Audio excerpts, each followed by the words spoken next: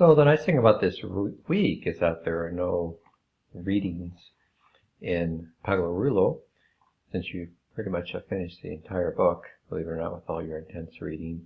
And just engaging of the chapters, as I've kind of said before, it's certainly not the intent for you to memorize the book. The book just supplements lecture and supplements the lesson builders and the supplemental learning videos that I'm offering and sharing with you right now.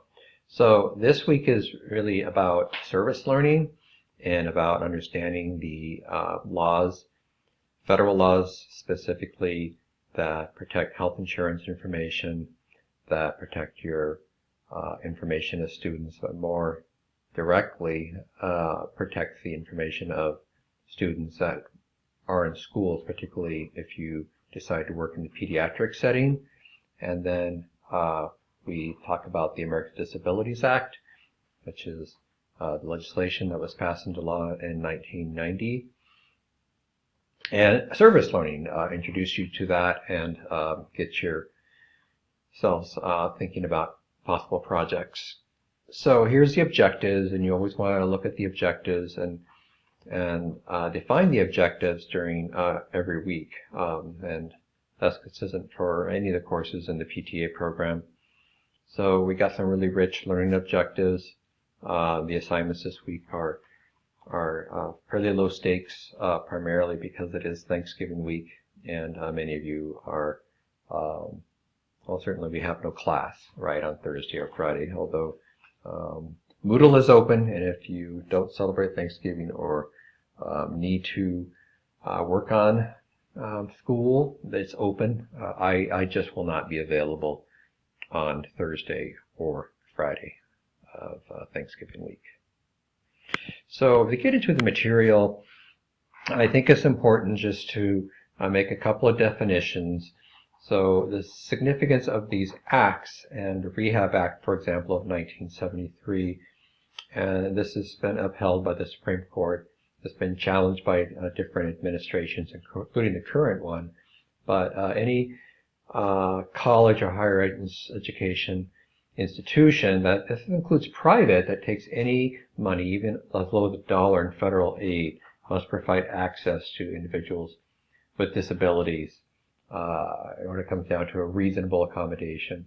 Now, if it's an old historic building, there's an exception there. We don't need to get into all the nuances of that. But, or for example, if it's a older private school, a K through 12 type school that just does not have an accessible place for a student with an ability or disability, certainly the school will be asked to find a place on campus that can work. It may be away from the traditional classroom, but students with disabilities must have access. And I'm careful how I say that because, for example, I can share with you a private school setting in which there was a after-school program offered, and it was a federal aid program. And to be part of that federal aid program, the private school needed to have a place where students could have additional instructional information. And so they did at a building on campus. It was just not in the historic building. So every case is different. I'm certainly not here to give you a legal lesson on that, but that's the equivalent of that act. Disability cultural etiquette. We haven't spent much time this term on that. I think this is an appropriate time because we're talking about the Americans with Disabilities Act. This is a wonderful link that kind of gives you some generalities of what disability etiquette is. And I really want just shift. And the nice thing is every year it seems to be getting better, that we're not looking at our patients as victims, and we're not using language such as disorders as much. You'll see that occasionally, like when describing, for example, bipolar as a health condition is still technically labeled as disorder. There are some other health conditions that are neurological based that are still listed as like seizure disorder. We don't want to be using that type of language, though, in our conversations with patients or with other professionals, we want to really model person first, which is what this resource is all about. It's really good. My goal here is not to have you memorize all this, but to at least look at this and kind of get the big picture example, especially as we're talking about psychiatric and mental health impairments versus mentally ill, right? There's a huge difference in that language. These unseen disabilities in particular, we want to be really cautious and avoid using terms such as illness or limiting terms such as disabled. And it's just not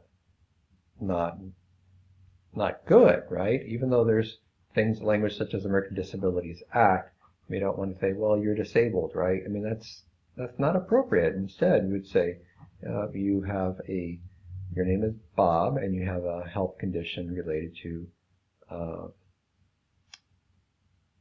a spinal cord injury. Or, I understand, I'm seeing you next. My name is Mark. Your name is, get the name, and you have residual effects of having a stroke versus, I understand you're a stroke victim. Big difference. And that's the big picture of this section.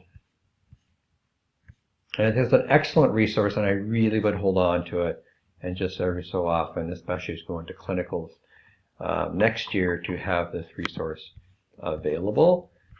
And then in the next page, we talk a little bit about IDEA. I think this video is excellent. I don't need to repeat what the video says, but the important thing about IDEA is that it is really a way for students with disabilities to have access to healthcare providers, specifically therapists, meaning speech therapists, occupational therapists, and